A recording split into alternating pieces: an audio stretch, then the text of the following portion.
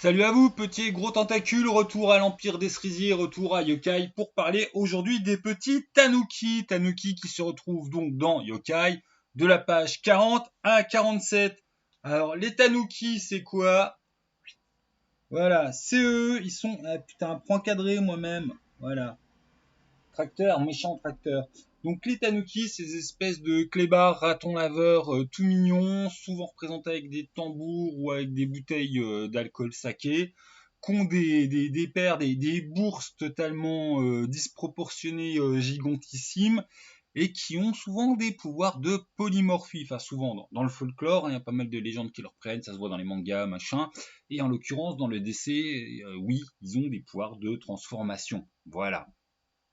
Alors, les tanuki, pourquoi donc que c'est bien? Déjà, très général, le tanuki, en fait, sous cet aspect, oh, petit truc mignon, voilà, et ben, ça peut jouer vraiment de pas mal de manières. Ça peut jouer un peu en, voilà, le bourrin du groupe, qui est pas tenu par des règles d'honneur, samouraï, machin, et qui est un peu, voilà, qui est combattant, et qui utilise voilà, ses attributs génitaux comme méga masse d'armes surdimensionnées.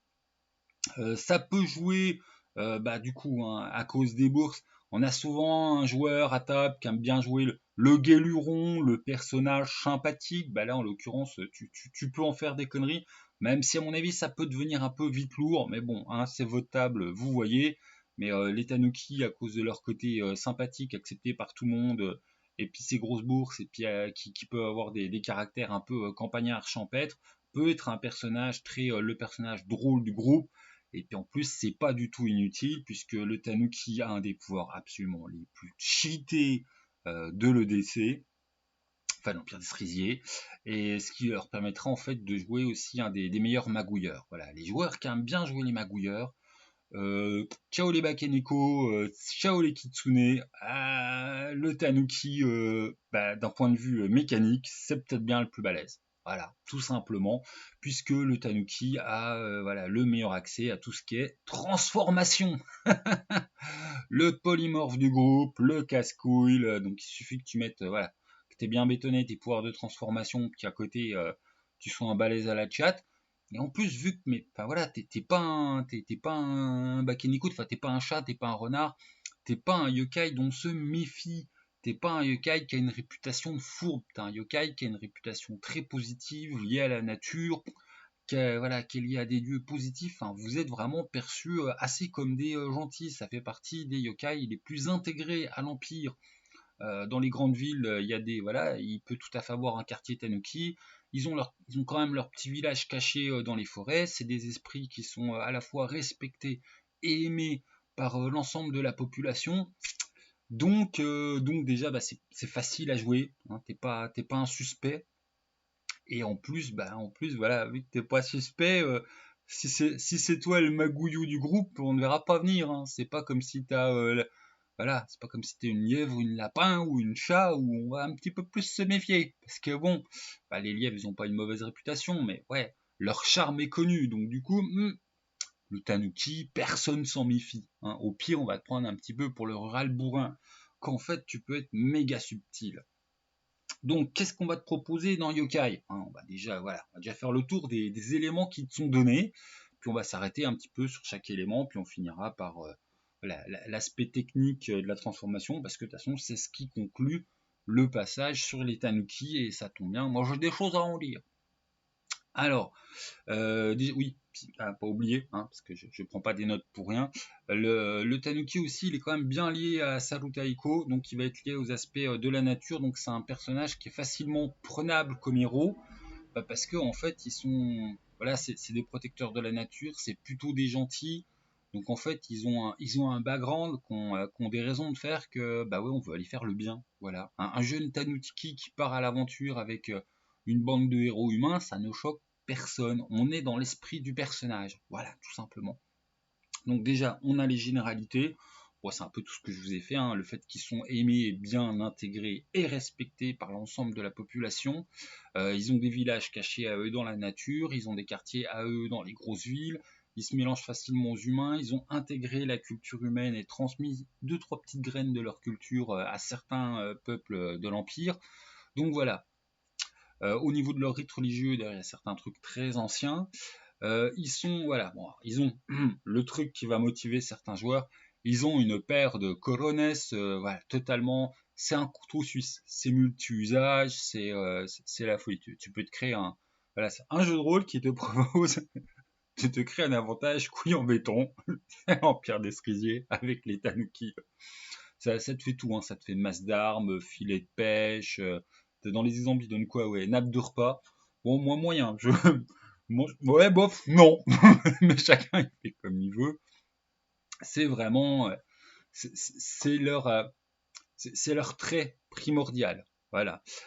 Qui plus est, malgré ces organes génitaux totalement disproportionnés, dans l'ensemble, hein, le tanuki est plutôt respectueux des madames. On a des vieilles tanuki voilà, qui siègent au conseil des anciens, donc plutôt cool. Et puis voilà, ils sont liés à Salutaiko, ça je l'ai déjà dit. Aussi, ils ont des rituels qui font penser à Ameno no Ame, putain, du mal, hein, Ame no Uzume, mais qui en fait semble aussi, quand tu grattes, un peu lié à Izanami. Donc ouais, si vous voulez jouer du Tanuki prêtre, bah, c'est jouable aussi, hein, sont quand même un petit peu liés à des divinités fondamentales. Voilà, donc c'est pas mal, c'est pas mal. C'est vraiment le Tanuki, c'est insoupçonné, en fait tu peux à peu près tout jouer avec. Après, effectivement, si tu veux pas jouer avec le côté grosse paire et puis qu'il y a des réflexions débiles et puis ça te fait pas rire ces blagues dessus, enfin, tu joues une Tanuki et puis voilà, donc tu n'auras pas les méga attributs multi-outils, mais tu auras accès de toute façon à la polymorphie. Donc voilà, tu as le principal du Tanuki en fait, hein. On pense souvent Tanuki grosse paire, quand en fait l'important, d'un point de vue possibilité de jouer, si tu veux vraiment aller loin, c'est la transformation. Ensuite, dans les exemples, parce qu'on va partir en fait avec deux exemples décrits sur les tanuki, on va avoir l'orchestre des tanuki.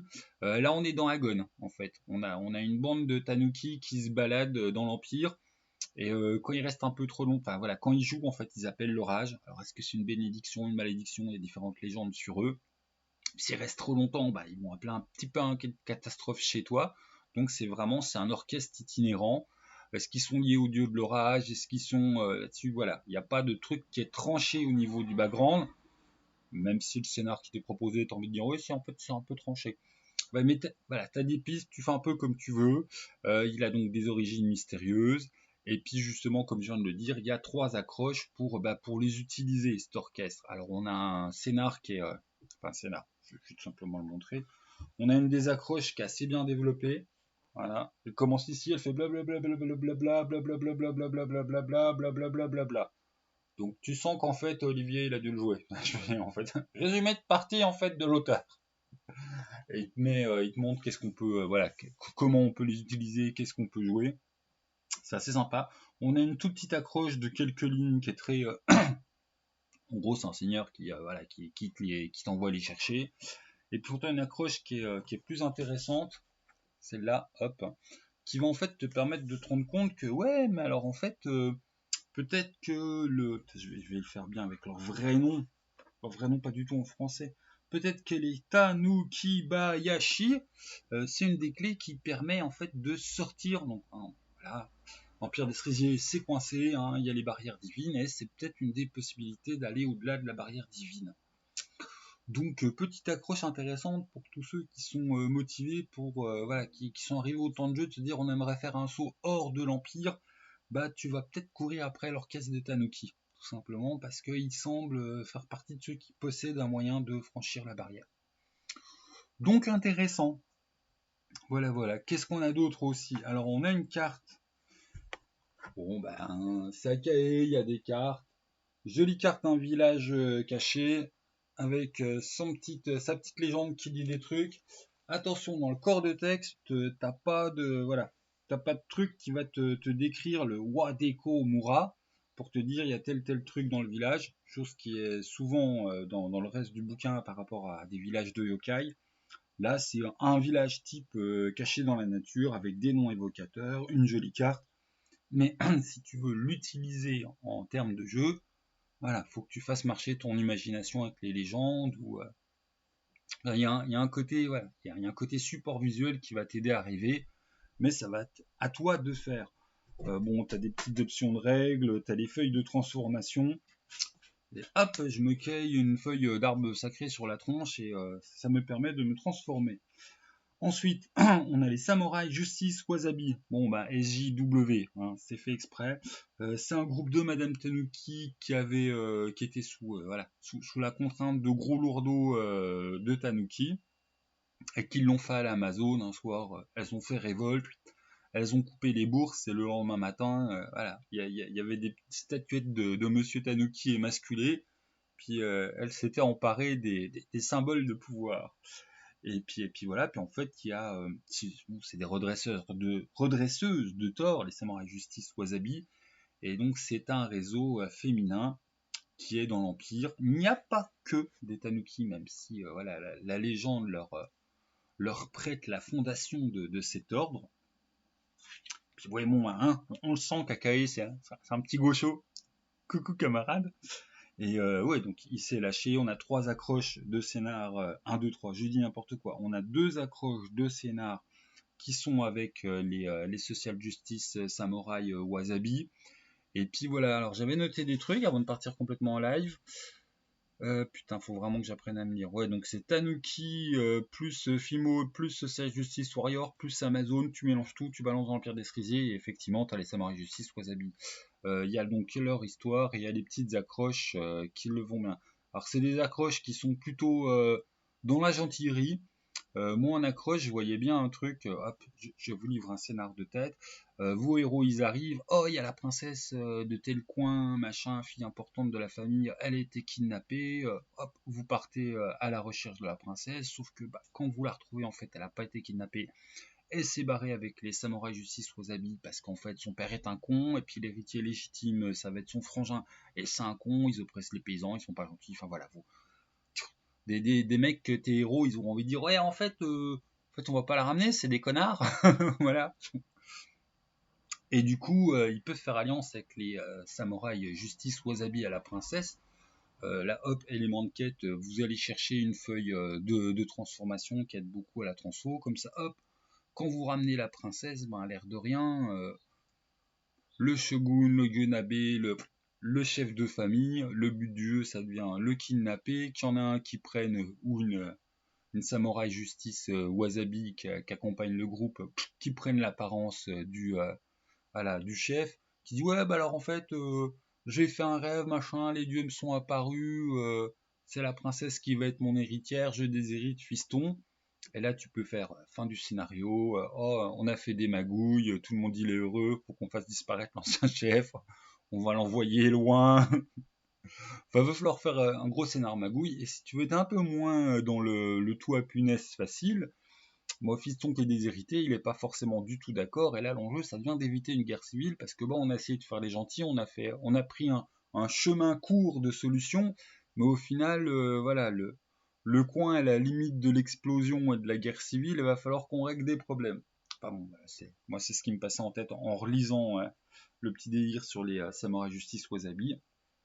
Et on clôt ça par le pouvoir l'un des pouvoirs qui, à mon avis, fait vraiment partie des trucs les plus cheatés de l'EDC. On a une page sur les obake et les transformations. Alors, obake, c'est le terme d'échange-forme, voilà.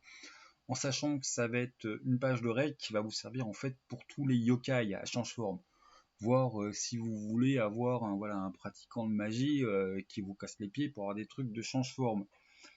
Et en fait, ça va être des règles qui vont vous aider à faire du change-forme. Bon, alors en clair, hein, tu as le côté. Mais en fait, par exemple, tu prends un kitsune, le kitsune, il va falloir qu'il détermine sa forme naturelle. Donc, est-ce que sa forme naturelle, c'est humain avec des traits renard et il peut se transformer en renard, ou l'inverse, en sachant que, bon, il y a 2-3 yokai qui sont censés être un peu multiformes, mais les champions du truc, ça reste les tanuki.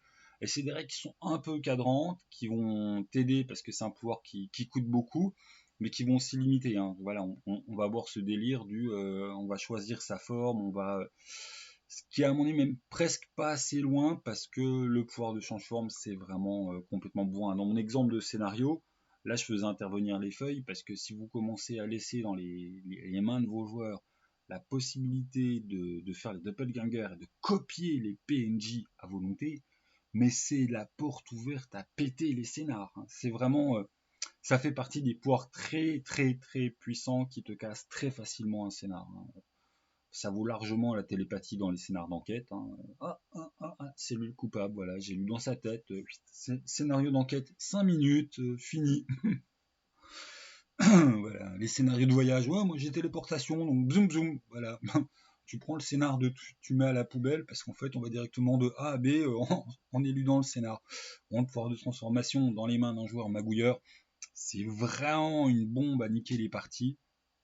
Et là en l'occurrence, tu as en fait des règles qui vont te permettre de cadrer les pouvoirs de transformation en sachant que pour l'ensemble donc des polymorphes, on va être dans le déjà c'est difficile et puis ensuite tu as un nombre de formes qui va être limité.